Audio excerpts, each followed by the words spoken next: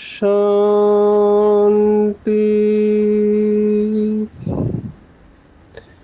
आज 30 मार्च 2024 भारत में शनिवार है।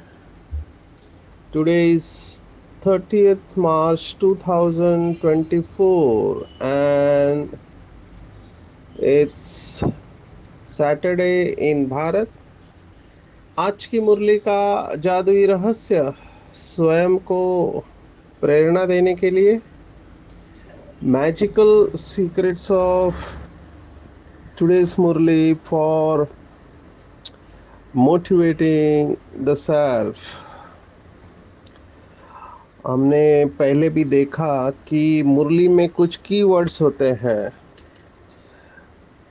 कल कई लोगों ने पूछा मनन चिंतन कैसे करते हैं, आपका विचार सागर मंथन कैसे चलता है। तो जितना ज्ञान बुद्धि में भरा हुआ रहता है, माना आपने जो पढ़ा लिखा है वो अंदर पड़ा रहता है। जैसे जैसे आप योग करते जाते हो तो ये सब आपके अंदर जो इस जन्म का ही नहीं अनेक जन्मों का ज्ञान पड़ा हुआ है वो खुलने लगता है। तो एक जो हमने फीड किया है बुद्धि को वो बाहर आता है। एक जिसको बाबा का शब्द है कैचिंग पावर, माना आउट ऑफ नोवेयर वो शब्द आपके अंदर आ जाता है। योगियों की ये विशेषता होती है कि वो नए नए शब्द उनके मुख से निकलने लगते हैं। माना ये आप इसको अंग्रेजी में एक प्रकार से इंट्यूशन कह सकते हैं। दादी जान की इन शब्दों में माहिर थी। शब्दों के साथ खेलना जिसे कहते हैं। कई लेखक और कवि ये भी ये सब काम करते हैं। दादी जानकी ने ऐसे कई सारे शब्द सुनाए हुए हैं। जैसे फॉरेनर्स को वो कहते थे कि शेयरिंग केयरिंग एंड इंस्पायरिंग। अभी ये बहुत स्पॉन्टेनियस आया हुआ शब्द है। शेयरिंग माना अपने विचारों को शेयर करना। केयरिंग माना दूसरों का बहुत अच्छी तरह से ध्यान रखना, क्योंकि शेयरिंग और केयरिंग वहाँ पर इतना है नहीं। और इंस्पायरिंग, तो दादी जान की ये 3 शब्द इस्तेमाल करते थे। एक बार दादी ने कहा कि रूप और रुपया। अभी लौकिक में ये कहावतें बहुत फेमस है। मुझे याद आ रहा है कि हम जब कॉलेज में थे तो ड्रामास होते थे, उसमें रोल प्ले किया था। उसमें मेरा ये डायलॉग था। हम कोंकण से है तो वहाँ की भाषा का नाटक था। तो उसमें डायलॉग था की भांडणं करना दोनच, कनक आणि कांता। तो कनक और कांता, मन कनक सोने को कहते हैं, कांता स्त्री को कहते हैं। तो कनक कांता कामिनी, ऐसे रूप रुपया या जर जोरू जमीन, ये सब शब्दों के साथ खेलना कुछ लोगों को अच्छा आता है, कवियों को अच्छा आता है। लेकिन योगियों के अंदर नेचुरली, हम इनको अंग्रेजी में कहते हैं नया शब्द तैयार करना, नियोलॉगिज्म और अलग अलग शब्द है। मैं ये सब इसलिए बता रहा हूँ कि जैसे हम बाबा की याद में स्थित होने लगते हैं अपने आप, ऐसे कि एक फ्लो चालू हो जाता है। जैसे आज के मुरली का कीवर्ड्स, आज के मुरली में मैंने जो निकाले हैं वो है प्राण। प्राण ये कीवर्ड है। प्राण के साथ में अभी हमारा लैटरल थिंकिंग कैसे चलता है, माना आउट ऑफ बॉक्स जाके हम सोचते हैं कि प्राण दान आज बाबा ने कहा है। तो प्राण कितने प्रकार के होते हैं? अभी ये पढ़ा हुआ है शास्त्रों में, 5 प्राण कहते हैं, पंच प्राण, और उसके उप प्राण होते हैं। आयुर्वेदिक डॉक्टर इसको अच्छी तरह समझ सकते हैं मैं क्या कह रहा हूँ। फिर प्राणेश्वर है। ऐसे प्राण की गहराई में फिर हम जाते हैं, वो मैं सुनाने वाला हूँ। मैं पहले कीवर्ड आज के मुरली के सुना रहा हूँ। फिर जो कहावत है भक्ति मार्ग की, शिव का भंडारा भरपूर, काल कंटक दूर, इसकी गहराई में हम जाएंगे। विशेष जो भारत की हिस्ट्री है, भारत को आर्यावर्त भी कहते हैं, तो आर्य शब्द की गहराई में आज हम जाएंगे। ये एक बहुत अच्छा प्रैक्टिस हम करते हैं। जो स्पीकर्स होते हैं वो फर्क बताते हैं कि अलग अलग बातों में, अलग अलग शब्दों में फर्क होता है। तो आज हम डिस्कशन और आर्गुमेंट अंग्रेजी में कहते हैं, आज बाबा ने कहा वाद विवाद, वाद विवाद और चर्चा, इसमें फर्क हम देखने वाले हैं जो इम्पोर्टेंट है। फिर 3 ट्यूब निकली है, ये भी मेरे लिए इम्पोर्टेंट है। क्यों हम देखने वाले हैं, सन्यासी शरीर छोड़ते हैं तो ब्रह्म में लीन हो जाते हैं। विष्णु अवतरण, माया पकड़ती है महारथियों को, और सतयुग में गाय है फर्स्ट क्लास दूध देती है।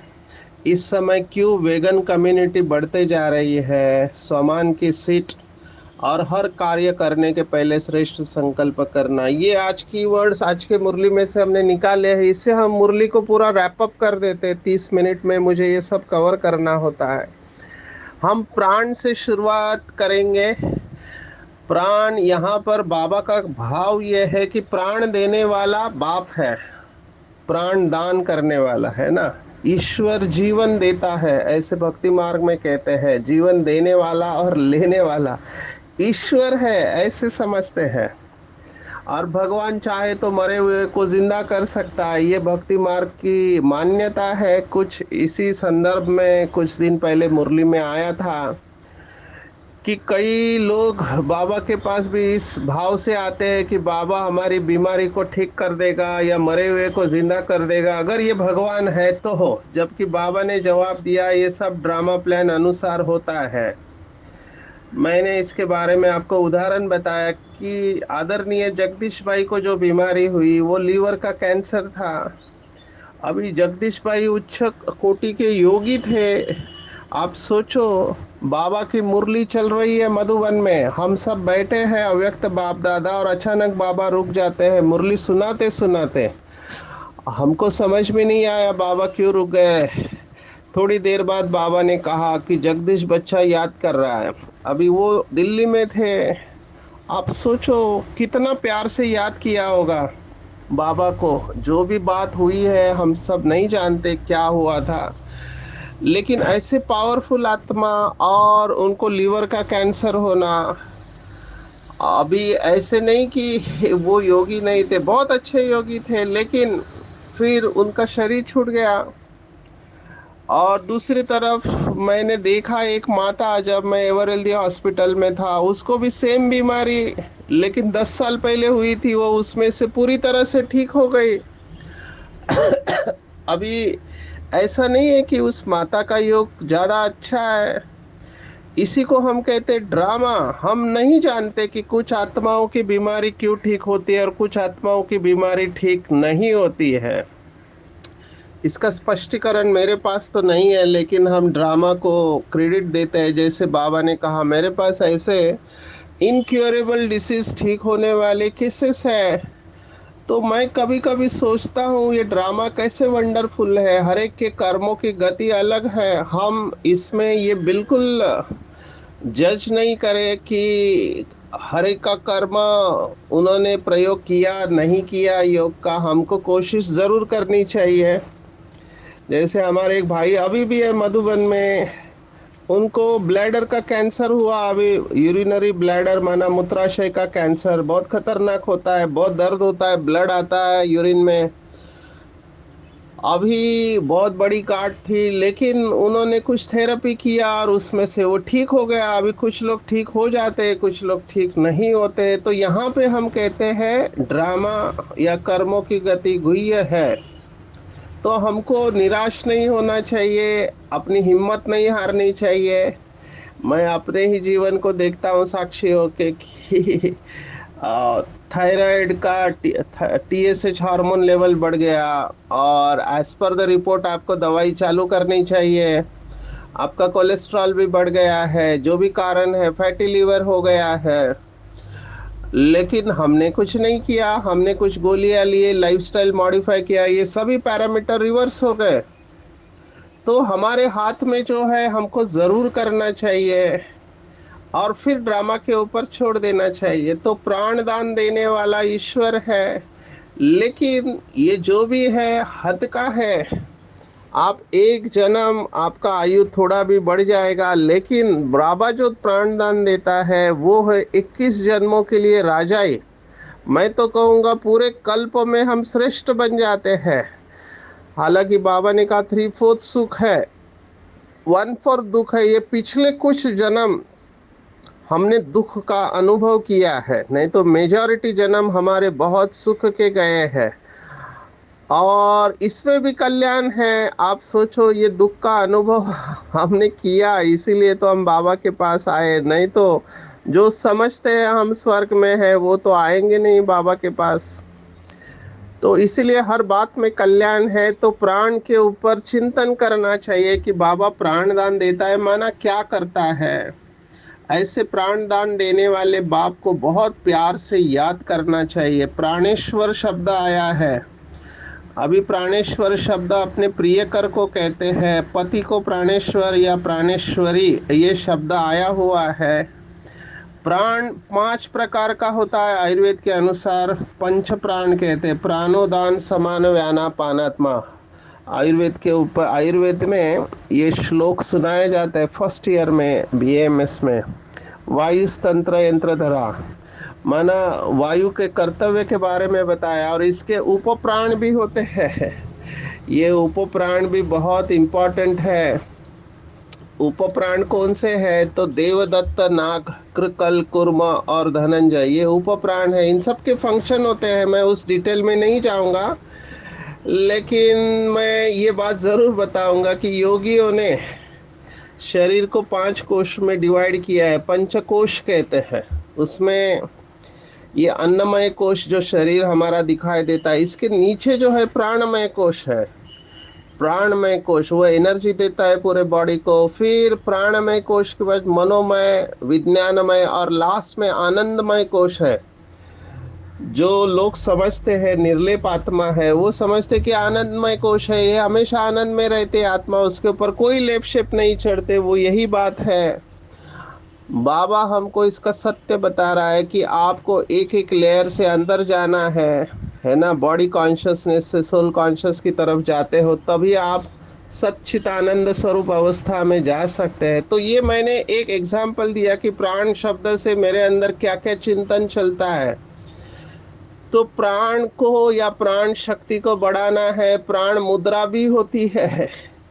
जो योगा में प्राण मुद्रा यूज करते, योग शास्त्र को जानने वाले, आप इसको चेक कर सकते हैं कि प्राण मुद्रा कौन सी है। जिसको एनर्जी बढ़ाना है, अपने अपनी एनर्जी जिसको बढ़ाना है, जो लोग थक जाते हैं जल्दी, तो वो ये प्राण मुद्रा का अनुभव कर सकते हैं। प्राण मुद्रा करने के लिए क्या क्या करना चाहिए कि कनिष्ठा यानी सबसे छोटी उंगली, अनामिका, रिंग फिंगर, इनको अंगूठे के साथ मिला लेना चाहिए, बाकी 2 उंगलियों को सीधा रखने का।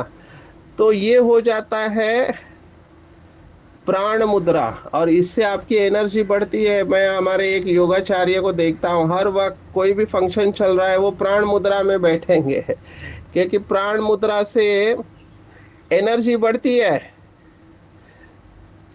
तो वो प्राण मुद्रा में बैठेंगे तो प्राण के साथ देखो क्या क्या जुड़ा हुआ है। पंच प्राण है, प्राणमय कोश है, प्राणेश्वर है, और प्राण मुद्रा है। तो ये सब शब्द प्राण के साथ जुड़े हुए हैं। प्राण एक्चुअली कहते हैं आत्मा को। कोई मरता है तो कहते हैं इसका प्राण चला गया, माना क्या चला गया? तो आत्मा चली गई। तो ये है प्राण। इस तरह से हम विचार सागर मंथन करते हैं, और फिर उसका एप्लीकेशन निकाल के अपने प्राण शक्ति को बढ़ाते हैं। जिसकी जितनी प्राण शक्ति कम होते जाती है, समझने का वो अंतिम समय तक आया हुआ है, और कुछ लोगों के पास ये सिद्धि होती है कि वो हर आत्मा की प्राण शक्ति को देखते हैं, और जिससे वो प्रेडिक्ट करते हैं कि ये कितना समय चलने वाला है और कितना समय इसका बचा है। ऐसे भी कुछ सिद्धियां होती है। तो ये प्राण के ऊपर आपको चिंतन बताया, तो आप इस तरह से इसमें से विधि निकाल सकती है कि मैं अपने प्राण शक्ति को बढ़ा रहा हूँ, जैसे बाबा को याद कर रहा हूँ, मेरा प्राणमय कोश बढ़ते जा रहा है, मेरी ऊर्जा बढ़ती जा रही है, और जितनी प्राण ऊर्जा आपके अंदर होगी उतना आप उमंग उत्साह में रहेंगे। दूसरी पॉइंट को लेते हैं, मुझे ये पॉइंट बहुत अच्छी लगी। शिव बाबा का भंडारा भरपूर, काल कंटक दूर। बाबा ने ये कई बार मुरलियों में बताया, ज्ञान और योग, योग से हेल्थ अच्छी बनती है ना। योग से हेल्थ अच्छी बनती है और ज्ञान से वेल्थ मिलती है। इसलिए ज्ञान धन ये शब्द आया हुआ है, ज्ञान धन।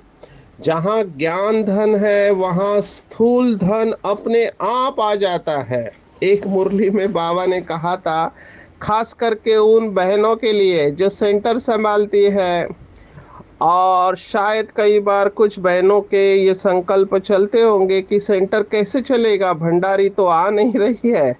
तो बाबा ने मुरली में बताया था कि जहाँ ज्ञान धन है वहाँ स्थूल धन छम छम करके आएगा, आप उसकी चिंता ही मत करो।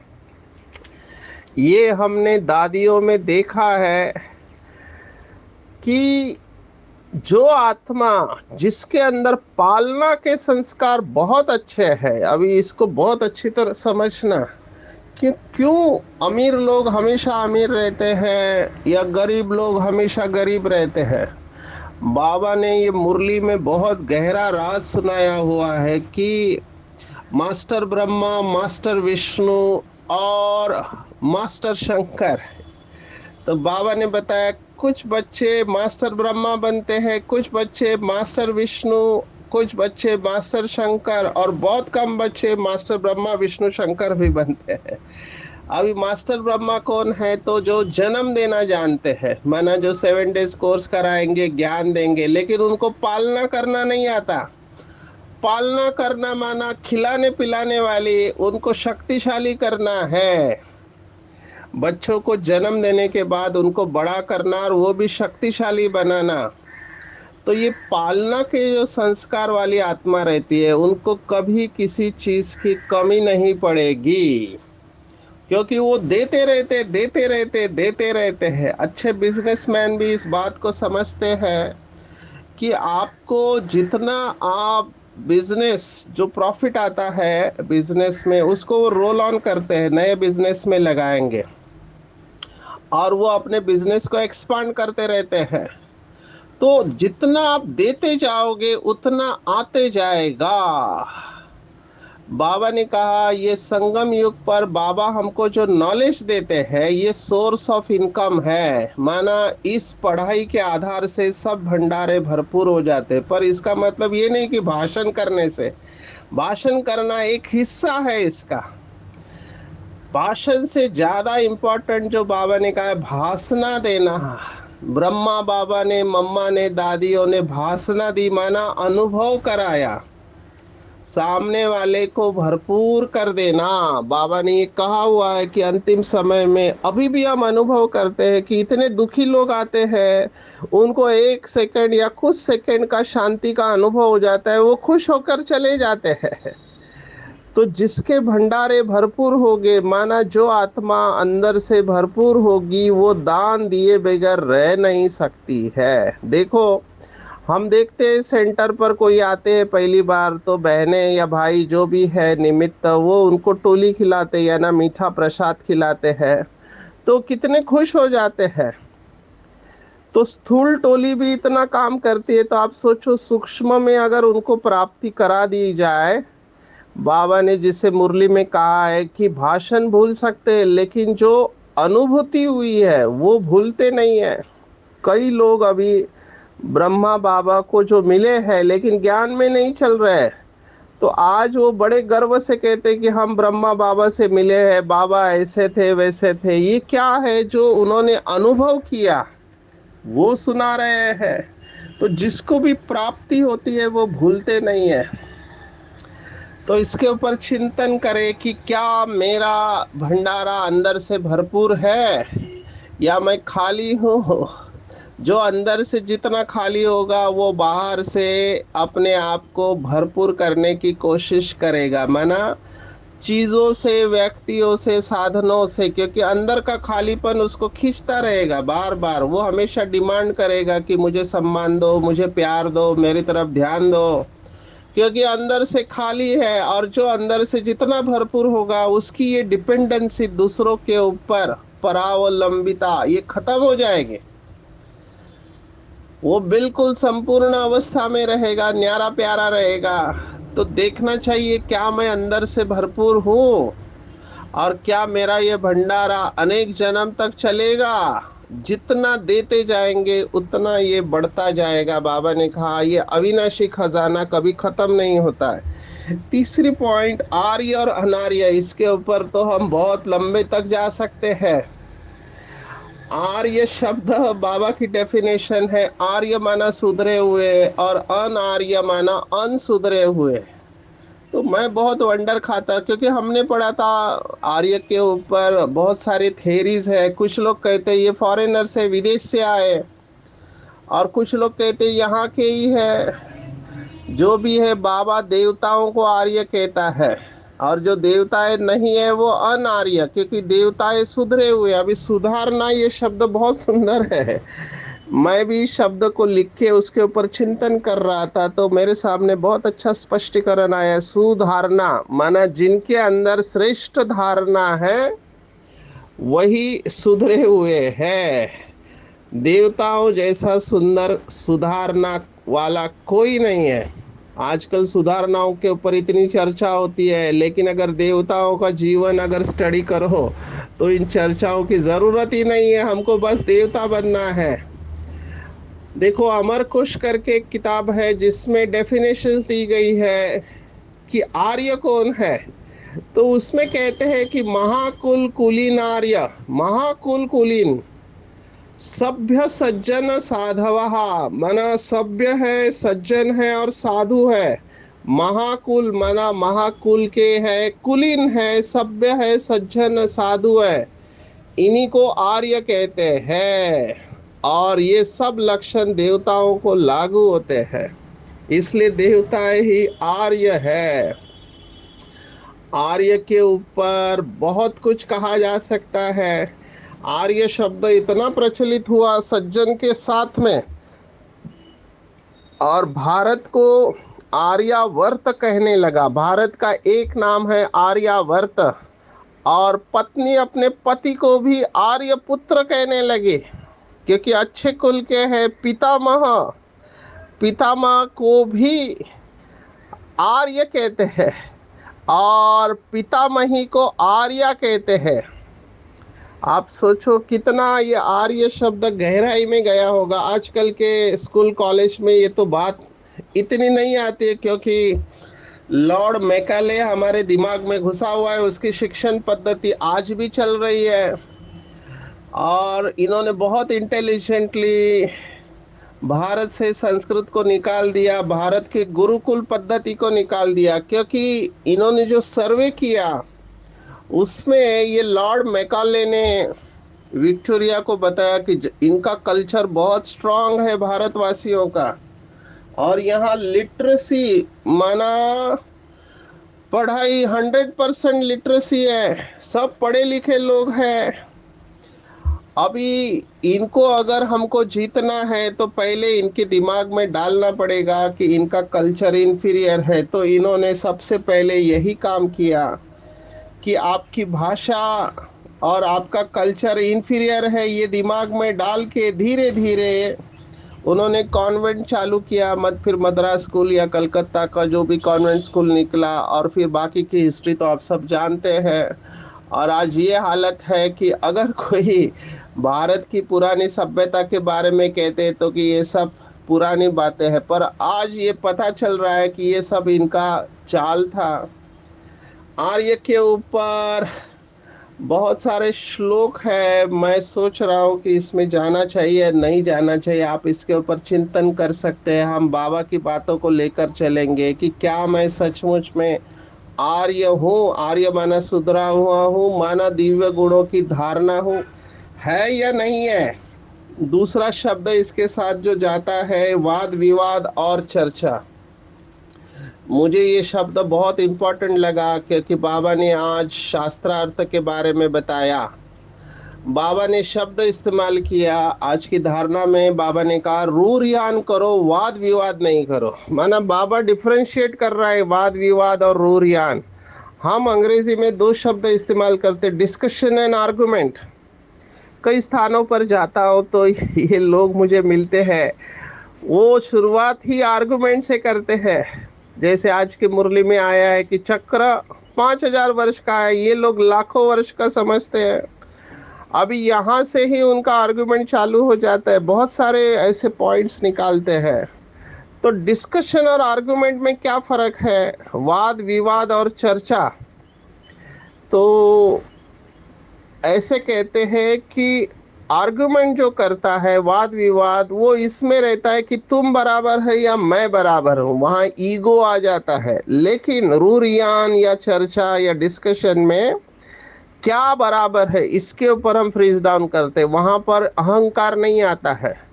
सो discussion is what is important and argument is who is important. तो कई लोग मेरे साथ आर्गुमेंट में जाते हैं, मैं ओम शांति करके साइड में आ जाता हूँ, क्योंकि मुझे मेरा योग निरंतर रखना है, मुझे अपनी एनर्जी को वेस्ट नहीं करना है। हम उनकी बात को सुन जरूर लेना चाहिए, लेकिन उसमें अपनी एनर्जी वेस्ट नहीं करना चाहिए। जो बाबा कहता है वही बात बुद्धि में रखना चाहिए।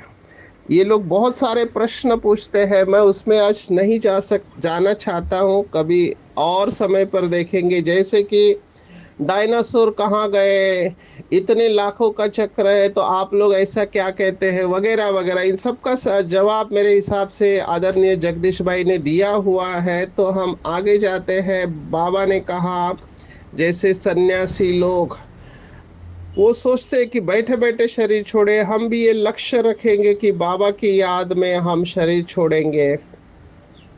विष्णु अवतरण वो दिखाते हैं, शब्द अच्छा है लेकिन स्टोरी बराबर नहीं है। बाबा ने कहा माया पकड़ लेती है उन बच्चों को जिनका अपने ऊपर अटेंशन नहीं रहता है। गाय के ऊपर मुझे बोलना था लेकिन समय कम पड़ा। गाय सतयुग में कितनी सुंदर दिखाते हैं, वहां दुख देने वाली कोई चीज ही नहीं है। मुझे ये प्रश्न बहुत लोग पूछते हैं कि दूध पीना चाहिए कि नहीं पीना चाहिए, क्योंकि दूध पीना भी हिंसा समझते हैं कई लोग। और कहते हैं कर्मों की गुह्य गति के अनुसार आप अगर दूध पीते हो जानवर का, माना गाय का, तो वो भी एक हिंसा में आ जाता है। इसलिए वेगन कम्युनिटी बढ़ते जा रही है। इस विषय को हम कभी और किसी समय पर लेंगे, लेकिन इतना जरूर है कि इस समय मार्केट में, ये तो मिल्क इंडस्ट्री भी स्वीकार करती है कि बहुत सारा मिलावटी दूध है ना, जो योग्य नहीं है पीने के लायक, और इससे बहुत सारी बीमारियां आ सकती है अगर आप अलर्ट नहीं रहे तो। आज के वरदान के ऊपर आएंगे। बाबा ने जो कल कहा वही फोर्स आज भी आ रहा है कि समान की सीट पर स्थित हो, आप शक्तियों को ऑर्डर करो। जब कोई भी राजा अधिकारी अपने सीट पर होकर ऑर्डर करता है तो सब लोग मानते हैं।